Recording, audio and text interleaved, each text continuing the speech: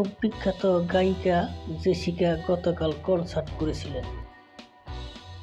তিনি কনসার্টে সুন্দর গান গেয়েছিলেন এবং তারপরে ঘরে ফিরে গেলেন। তার সাথে দেখা করতে জেসিকার ঘরের বাইরে প্রচুর লোক জড়ো হয়েছিল। কিছুক্ষণ পরে তাকে তার ঘরে মৃত অবস্থায় পাওয়া গেছে। দেখে মনে হচ্ছিল জেসিকা তার খুনিদের সাথে লড়াই করেছে। গোয়েন্দা মেহুলকে তার হত্যার তদন্তের জন্য ডাকা হয়েছিল।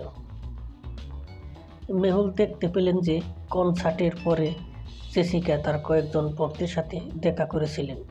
মেহুল তাদের জিজ্ঞাসাবাদ করেছিলেন। 1 নম্বর ফ্যান, আমি কেশার একটি বড় ভক্ত ছিলাম।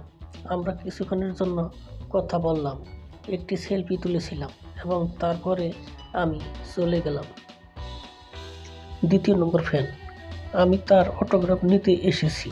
আমার মেয়ে তাকে ভালোবাসে। আমি আমার মেয়ের জন্য তার সাথে একটি ছবি তুলেছিলাম।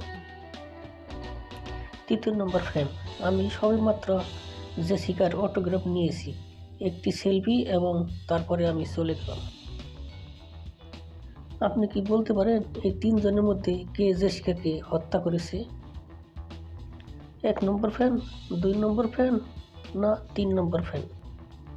বন্ধুরা, ভিডিওটি মনোযোগ দিয়ে দেখুন আর সঠিক দাদার উত্তরটি কমেন্ট করুন।